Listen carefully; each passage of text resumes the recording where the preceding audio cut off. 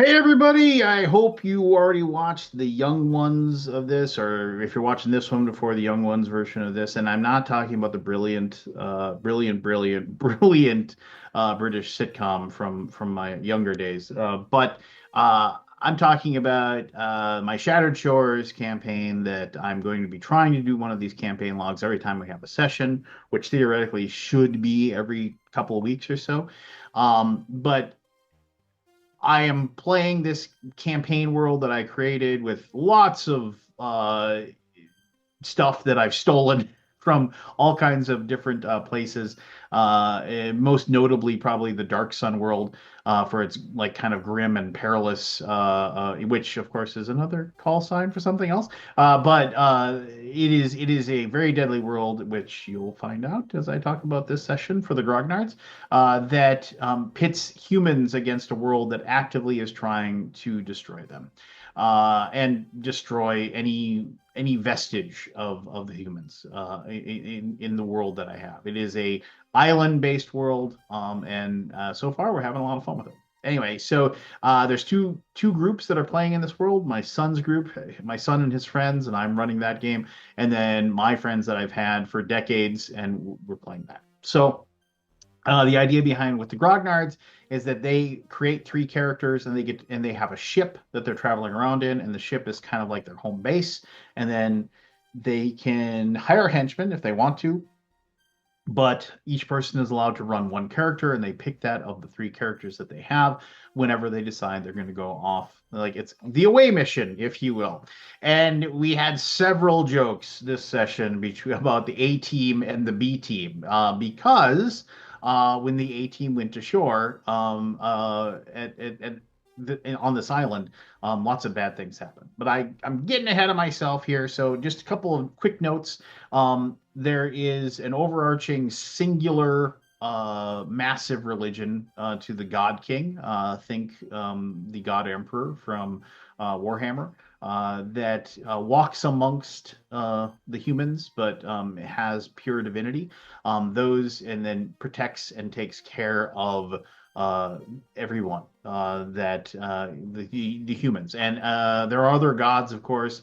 But if they discover someone who is worshiping a god that isn't that, there is this attitude of that it is blasphemy, and those people must be brought into the fold and must be taught the error of their ways. So in this world, last time we played, they have been sent by the God King. Like basically, they run everything.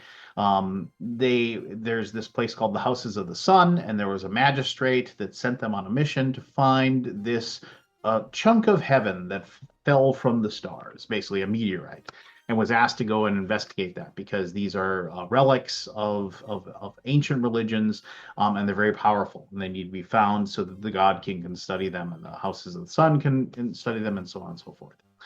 And so they knew that it landed on the same island they're on. The island they're on is very large. It's going to take them many sessions before they ever leave this island. There's tons of stuff they can do. I mean, it is sandboxy. So if for some reason they want to leave for some reason, then I'm open to that. And I want them to do that. But for right now, they're investigating. So they took their boat. Captain Dax Walters, who I've created to be this fantastic NPC. I love playing him. Directed the ship. And basically think of a caravel or a small pirate ship, like a maybe larger than a sloop, if you will, but not much larger. Took them to the area that they knew. There was another ship already parked there. They knew that there was another group that was also looking for the heavenly stone that had fallen from the skies, and so they didn't want to park their boat next to them. So they went to the other side of this peninsula, and they got into their skiff or dinghy or whatever you want to call it, and they went ashore. Before they went ashore, they noticed that it looked like there was wreckage of a boat on the shore. And one of the players actually, when they looked out to sea, they thought they saw this large, ominous shape, foreshadowing, like kind of like be like kind of show like a giant whale, if you will, and then submerged. And they couldn't tell if it was their eyes playing tricks on them or what, but they kept it to themselves. They didn't want to alarm anybody, they said. So the A team went ashore. The A team consists of the 5 members of my gaming group. Um, it consists of my friend Craig, who plays an Inquisitor, which is another word for bishop. The bishops are absolutely stolen from wizardry. If you remember that old video game from back in the day, computer game, they are people that have access to both arcane and divine spells, and also some other special powers as well. They can fight a little bit, but not too much. We have one of those. We have a paladin. We have which are called Templars, just but functionally paladin. We have a monk, which is exactly like what you think. This rule set we use is a rule set we created back in high school, or actually middle school, actually, if I think about it. And it has evolved over time, but I mean, it is functionally the same thing as before. So Templar, Paladin, Inquisitor, Bishop. There is a cleric, which are called zealots, because clerics are they believe in the God King so much that they actually have a direct route to actually be able to speak to him. If they can call upon him, there's a table I created that we roll that whether or not they're able to get in touch with him, but they are able to do that. They have a direct line to God, if you will. So I'm all over the place. So the paladin, the monk, the bishop, the cleric, and oh yes, and then the first session, my friend Joel wasn't able to make it, but he showed up and he actually had his ranger that he created. So and rangers and druids are they get their powers from nature itself, which is a little bit suspect for the God King. Like they're like, well, this seems like you aren't worshiping me, but you somehow get these divine powers and abilities. This is odd, not appreciated very much, but they are useful to the God King. So they are allowed not to be considered blasphemous, if you will. Anyway, so they went ashore and to go check out the wreckage. On the way there, they saw this relatively large pack of what I called sand dogs. Basically these big, huge dogs that seem to be gnawing on something and eating like the remnants of possibly the people from the shipwreck.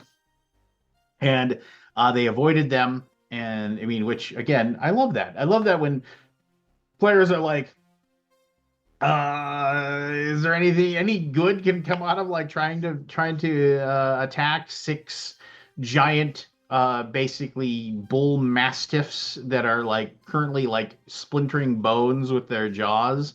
No. Okay, let's just walk around them and just forget about them, right? And then I actually had like the ranger actually, like I said, yeah, you know that like as long as you don't bother them and as long as they aren't hungry, they're gonna leave you alone. And so I ruled that like one of them, like the matriarch, because it's a pack animal. If you read about wolves, they are led by the biggest female.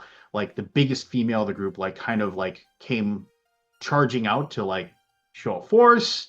The ranger said, "Don't worry about it. Just like keep your eye. Like don't turn your eyes and just stare at them." But keep walking away, and then they won't attack. And like I said, that's exactly. And then so they did that, and then they went back to chewing on the bones of whatever grisly meal they had left.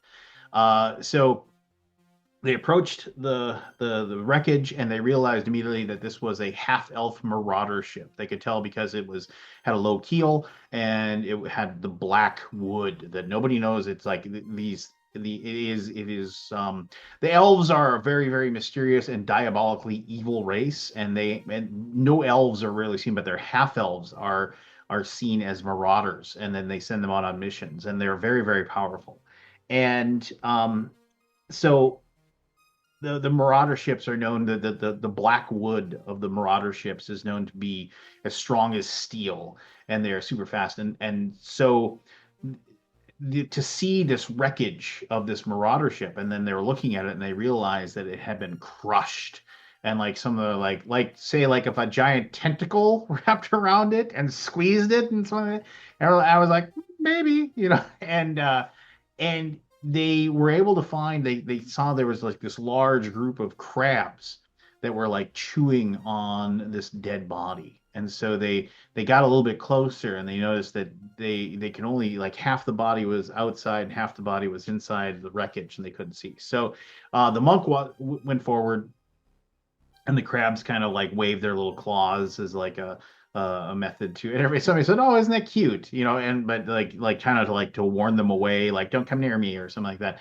But the monk grabbed the body by the feet and dragged it out, and it was exactly what they thought it was going to be. It was a half elf. Most of the flesh had been ripped off of the body. They saw large sucker wounds all over it. And so this whole idea of this thing that crushed the body, like they're like, putting two and two together. But they didn't have a lot of time to think about that because the mother of the crabs, this giant crab, burst out of the sand and had surprise and was able to attack them. And so they fairly quick battle. I mean, like it was, it's a one thing against five, so they used, everybody was fighting it, healing people and whatever. They were able to take care of the crab pretty quickly. Few rounds of combat, a little bit of damage. At one point, the paladin actually got snagged by the pincher claw instead of the clubbing claw and was being squeezed and in a vice grip, and so they had to, and like he probably would have died if they hadn't killed the crab after that happened.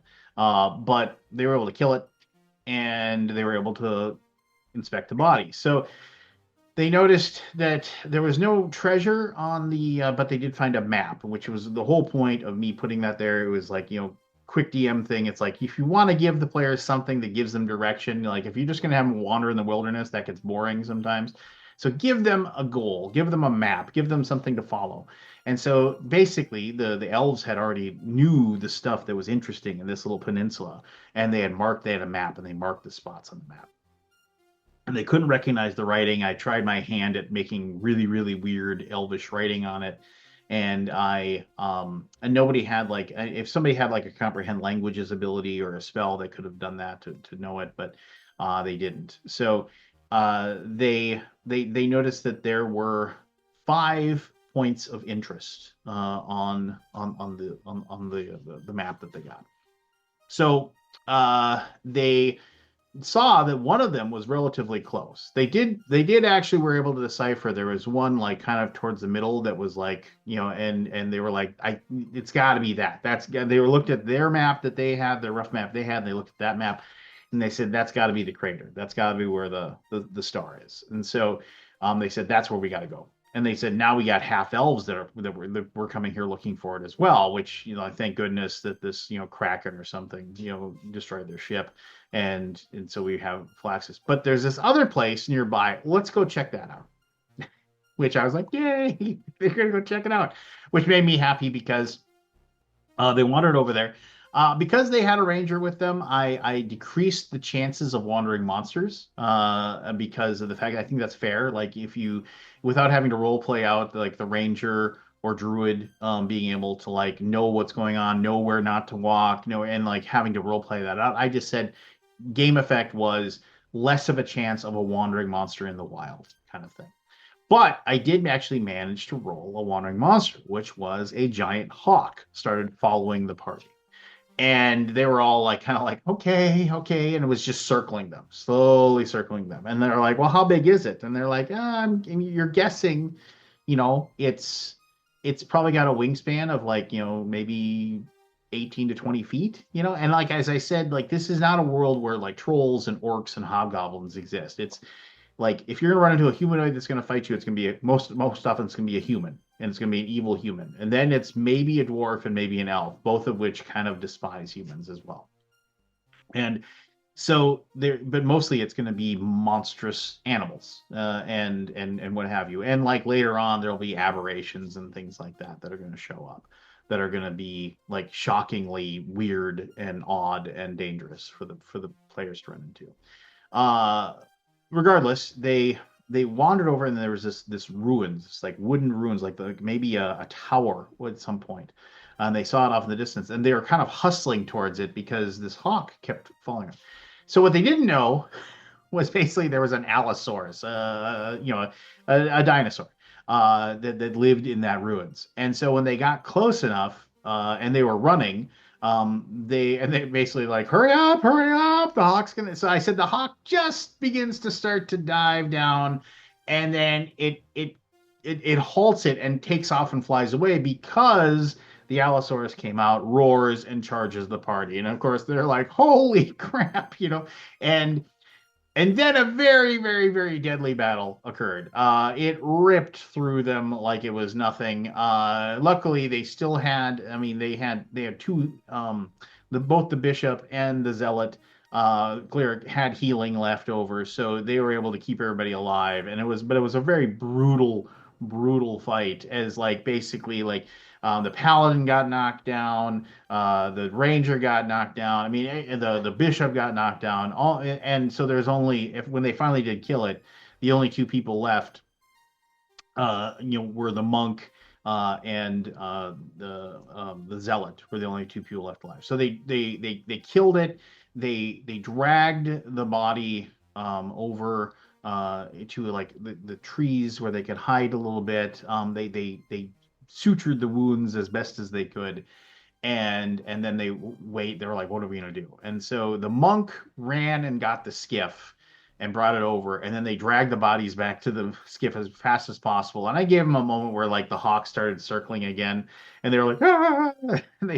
But they jump into the boat and they rowed back to the thing. And then now this is where it's good to have other player characters. So then the B team was called into play. So the monk was actually still pretty healthy, so they didn't worry about him. The other players, they got him down, the PCs, and the zealot was out of spells, but also very, very badly wounded. And so everybody's B team characters came into play, and there's also a C team as well. That meant the paladin was replaced with a blade master, which is another thing that we created. Just think like basically a monk with a sword. The paladin was replaced with a blade master. The monk was still coming with the the bishop was replaced with a thief. The ranger was replaced with a druid, and the zealot was replaced with fantastic character made by my friend Trevor, who made a character that like when he rolled up his stats, and I'm very, very evil when it comes to stats. I think like stats shouldn't matter. We use classic bet me 13 to 15 plus 1, 16, 17 plus 2, 18 is a plus 3. But ultimately, like this is a very low level campaign, and it will be for a long ass time. So having good stats, having an extra 5% to hit or damage, or whatever, it doesn't really matter. But I get it. Characters like having good stats, but here we have Captain Thorn, a fighter who had a decent dexterity, but he made the character with the idea that like he calls himself Captain Thorn, but he's not a captain. He wants to have his own ship one day, and he thinks that only through like basically getting glory in the service of the God King will get him to the point where he's appointed a captain. But he calls himself Captain Thorn even though he isn't a captain.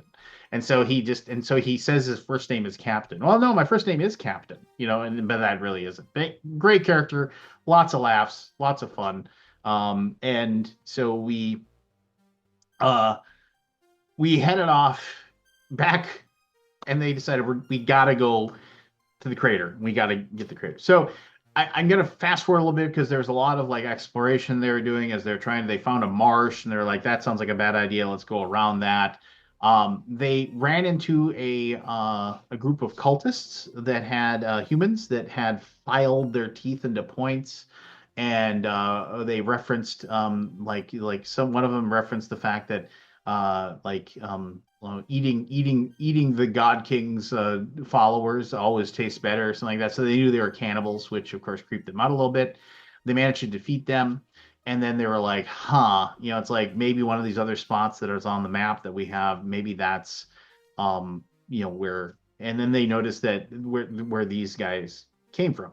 These cannibals came from. And then they realized that where the other boat landed was really, really close to that. So they said either they're in league with the cannibals, or, as my friend Joel said, they became soup, which they were like, oh, well, maybe we don't have to worry about how fast we have to get there. But regardless, they eventually found. Oh, and I should mention the druid has like an intelligence of 7. So he's like super dumb, but he's got like a wisdom of 16. So he's like, he's not smart enough to know it's raining, but he's smart enough to know that it's cold and he's going to catch a cold and he's going to get sick if he stays out in it. But anyway, getting ahead of myself, which another character, great character, the druid, and he has a pet. His animal companion is a parrot who, like he says, is probably about as smart as he is. So like he has conversations with his parrot all the time.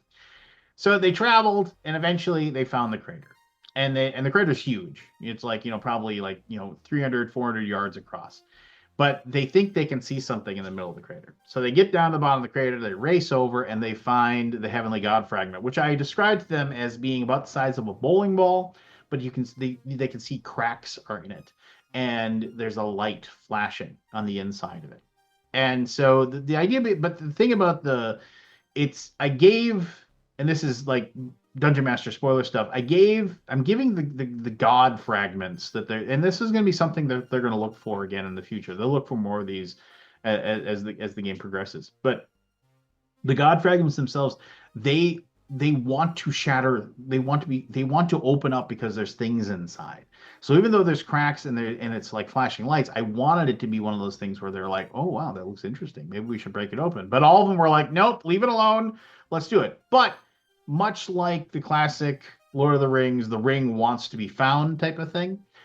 This wants to be broken open. It wants to break open. So as soon as somebody picked it up, and I said it weighs a ton. It's like it's not that big, but it's got to weigh like 100, 150 pounds. It's just dense.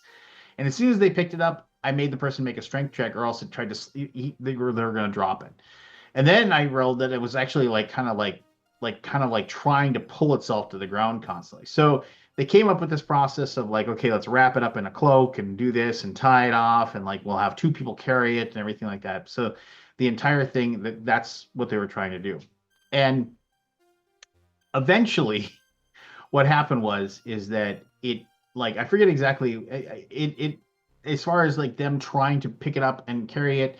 Oh, they were trying to actually climb out of the crater because the crater was a very steep edges to it. They're trying to, and the person completely and totally blew their climb check. I said, you have rope, you have everything. The only problem is you're trying to carry this 150-pound bowling ball in your hands as you're trying to climb, so you need to make a strength check. The monk was holding onto it, and he rolled a 1. And so it slips out of his hand, it plummets to the bottom of the crater, and it cracks open. And these 3 iridescent like gemstones fall out that just start flashing all these colors. And then the monk, who's like, he's like, don't touch him, don't do anything with him. It's like we're already in big trouble or whatever. They're trying to figure out what they're gonna do. So they get down to the bottom and they're trying to figure out what. And so the monk says, I wrap my hands completely and totally in cloth, and I take them and I'm gonna try to like just put them in a sack or whatever. And the thief character, he was like, oh, just stop it. And he said, and I just grabbed one to throw it in. Now, the whole point is that when you touch one, I really wanted somebody to touch one, is that I'm going to have them roll, and there's a table that I have created that basically is going to have both bad and good effects, depending upon different rolls. But I had the player roll, and and it has side effects and whatever. And so ultimately what happened is that all of the hair on this character is now just white, like just, and it will never change. His eyebrows are white, his facial hair is white, his hair is white, his armpit hair is white. Every single, the hair in his arms is white. But he rolled a really good result. He got +1 to every single one of his attributes. Now, that might seem crazy to a lot of you, but back in old school D&D, everybody had like 9s and 10s and 12s and 14s for most of their stats. And bonuses to stats were a very, very common thing, common random magic effect that happened a lot. And so, my goal with that was that somebody was going to say, oh my gosh, that's amazing, let's all grab one, kind of thing. But the monk like immediately like scooped the other 2 back into into a bag and tied off the bag and did a whole long thing. And he said, nobody's touching any more of these, and just because, we're already going to be in big trouble because we're supposed to bring this back. And if we use them, they're going to be very upset with us. So then there was a nice, fun party conversation as people were saying, well, what if we just say there was only two in the thing when we found it? And they collected the fragments and whatever. And uh, so they had and then I ruled that basically now, like, the two things were like Mexican jumping beans trying to bounce out of the bag that the monk had. And so the monk was really worried that somebody else was going to try to touch one. So he took that bag and he put it in another bag, and he took that bag and put it in another bag. Then he tied it and wrapped it up with rope. And then, like, he basically tied it to his body, completely and totally around his body, and stuffed it inside, like, basically, like, took off his tunic, tucked it in, then covered himself with his tunic. And then he's like, that's going to be what we're going to do. So nobody can touch one. And then these things can't escape. And so they made their way back to the boat. They're like, we got to get back to the boat. And then there's other places we want to investigate, and maybe we'll investigate those, but let's get back to the boat and figure out where we go from there. So they wandered back, and along the way, they had one random wandering monster thing, giant mosquitoes, basically kind of like sturges, but these were actual mosquitoes, swarmed the party, and a few of them lost a few hit points, but for the most part, one person's going to get a disease. I have to remember that, and I made a note of that. But one person made a bad roll, so they're going to get sick, and it's got to incubate, of course. Wait a minute, no, that's not going to happen, and that's not going to matter, and I'll tell you why here in just a little bit. So they make it back, and now the sun is setting. The day is like they've been going through this jungle for like the better part of a day, and they come out where they left, and where they left their skiff was right next to the dead body of the allosaur. And when they came out, they saw this person standing by the allosaur. And then I gave them very, very good hints here. I said, this figure has their back to you, and they're kind of picking at the body of the allosaur a little bit, and you can see that there are several dead desert dogs next to this figure. And this figure seems to be holding their side a little bit, like maybe they're wounded. And it was like one of those things where it's like, if this person like killed these giant dogs all by themselves, maybe it's somebody you shouldn't mess with. And so they were like, okay. And so the thief snuck forward, and he kind of tried to get a look, and he could tell the person was female, but he couldn't get a good look because the sun was setting, and they don't have, they're humans, so they don't have dark vision or anything like that. So they were like, well, the skiff's right there. Let's just go get on the skiff. And so they all just kind of hustled that way, like, okay, just forget this person. Who cares? Who cares what they were? They all basically said, what if it's a half elf? Like, they actually like put that, and it was a half elf. It's like the last remaining half elf from the Elvish marauder ship that she washed ashore. And as soon as she saw them, she turned and looked, and she said something in some evil sounding language that they don't recognize because nobody speaks Elvish and nobody should speak Elvish, and she charges them. And I said that, like, she pulls out the most beautiful metal longsword you guys have ever seen. And so the whole point is that this is the Dark Sun world, so metal weapons are very, very, very rare. Metal armor is extremely, extremely, extremely rare. So as soon as she pulled out this metal sword, Captain Thorn, who was the one that got diseased, and as you can probably foreshadowing why it isn't a problem. So Captain Thorn said, he said, that is truly a captain's weapon. If I was able to take that sword from her, I'm certain that they would make me a true captain, because that is a weapon for a captain of a ship. And so he charges the half elf. Now, so I told them before, I said, now remember what I said, half elves, like a normal half elf, fully healed, can probably take on a party of 10 of you and win easily. I said, she is hurt, so you have a chance. I said, but it is a very deadly encounter.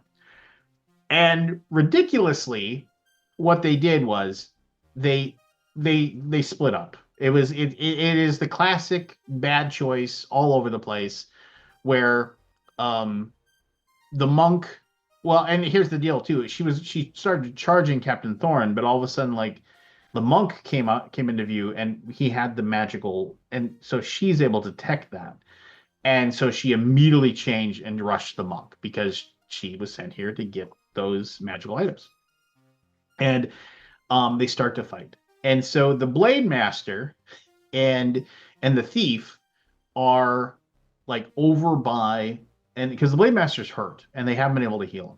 And he says, I can't fight. I mean, I would last a second, and the thief isn't much of a fighter either. And so they're trying to drag the skiff into the water. And the druid was like, okay, I mean, he had basically one spell left and was like, I'll go over and try to help.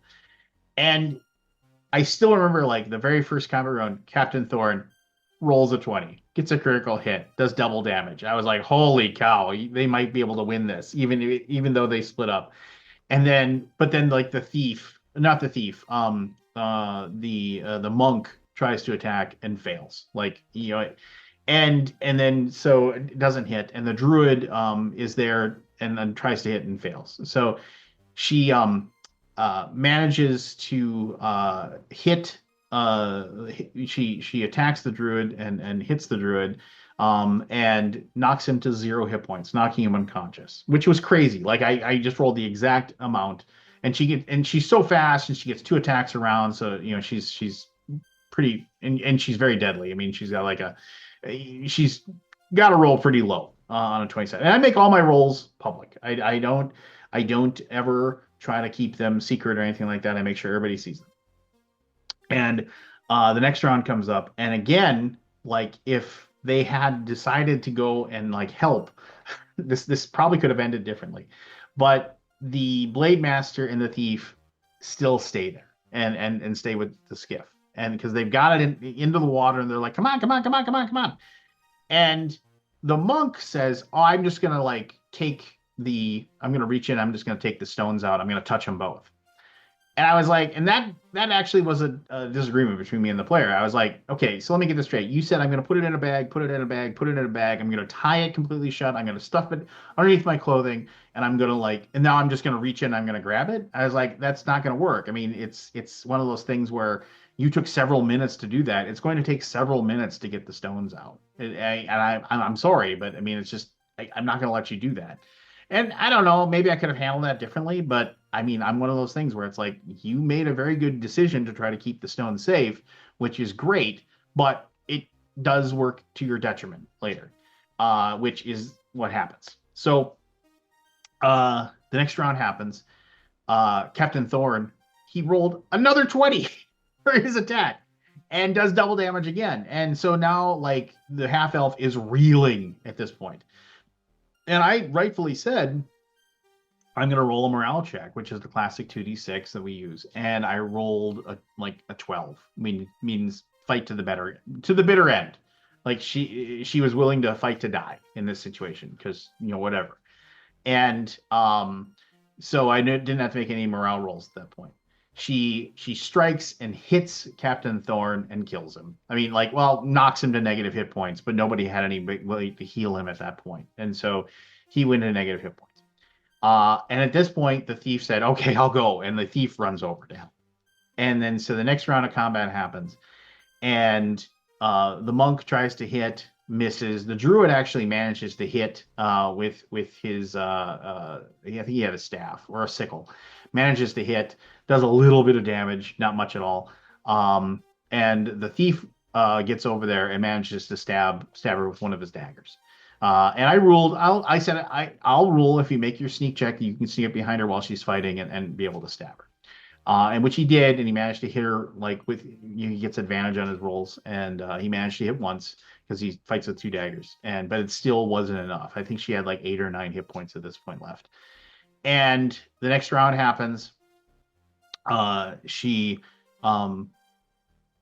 attacked the monk and knocked him to negative hit points, so he was bleeding out. And then the next round happens. The thief misses with both of his attacks. The druid manages to hit her, but he can't do enough. He does 1d4 plus 1 damage or something like that, so he can't do enough damage. He does a few points of damage.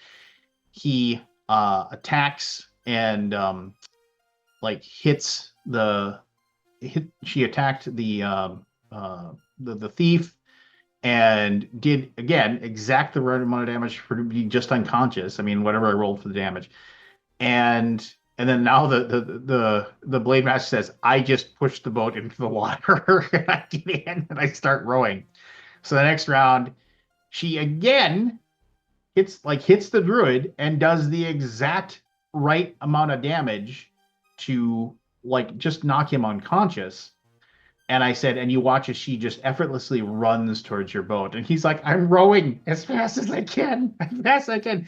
And I mean, basically, I rolled it like she gets to the edge of the water, she leaps in the air, lands in the dinghy, and has her sword out, and she's just smiling this bloody grin at you.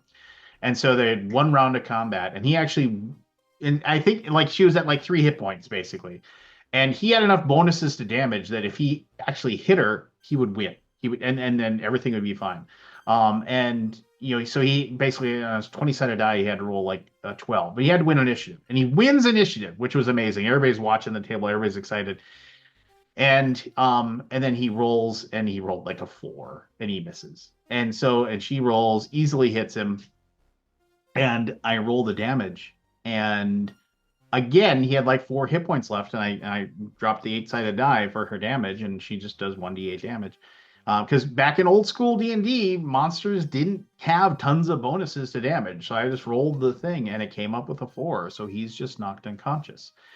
Now, a malicious DM would have had her just kill everybody, but I decided everybody fought valiantly or did the best they could. So the ones that were just knocked to 0, I decided she let them go. Like because she was hurt, and maybe like because they're bigger boats in it, maybe like she could see people maybe possibly coming, but she's gonna go and she's gonna grab the heaven stones, and she's gonna leave. But the monk and poor Captain Thorn died, their lifebloods flowing into the sands, and we had our first 2 character deaths, which I mean, it sucks, but it's also like whatever. It's like it's a dangerous world, and dangerous things can happen to you. Um, Brad, my buddy, he felt really sad about his monk. He really liked his character, and I felt bad for him. But everybody talked it over pretty well, and just said, what could we have done differently? And I was like, well, I mean, what ultimately doomed you guys was, I mean, it was a scripted encounter. I knew this was going to happen. I wasn't going to take it away. What ultimately doomed you guys was that basically if you had taken the stones out and like either used them, like she was so hurt, she probably would have just left then because there's no point of her to be there anymore. Or if you like just throw them into the ocean, like just take them out and just like throw the bag into the ocean. That was, she didn't care about you guys. You guys are like ants to her. She wouldn't care one way or the other. So the only reason she like went and got the Blade Master was because she was mad at that point. It would be like if an ant stung you or whatever. She just wanted it to be over with, and because she was angry at that point. But we it was just one of those things. Some bad dice rolls, some really good dice rolls in the case of Captain Thorn. Just put you in a situation where they could have won, but unfortunately they didn't. It was a fun session. It was a good session, and we'll meet up in 2 weeks, and they'll have to decide. The B team will have to decide, or possibly the C team will have to decide if they want to go back into the jungle to try to track her down, because she's trapped right now. And all they know is that on the other side of the island there is a boat there that theoretically she could be heading towards, maybe to get on board that boat to escape because her boat's destroyed. And theoretically they could somehow get the stones and still return triumphant to the houses of the sun. So for me, it was a really fun session. We played for about 6-7 hours. It was a good time. I'm really liking the emerging narrative of the world, and the game is coming together, and the players are having a lot of fun. So we'll have 2 new characters next time, and we'll roll those up. That'll be rolling up new characters is always fun, and we hope to see how this goes. So thank you for listening to all of this stuff. This one was a bit longer than the young one session because they played for a short amount of time. But I think we got a really good setting and we got a lot of fun stuff going on right now. So I really look forward to where this one's taken us, and I think it's going to be a good time going forward. But got any comments? Hit the old like button. You know the whole drill.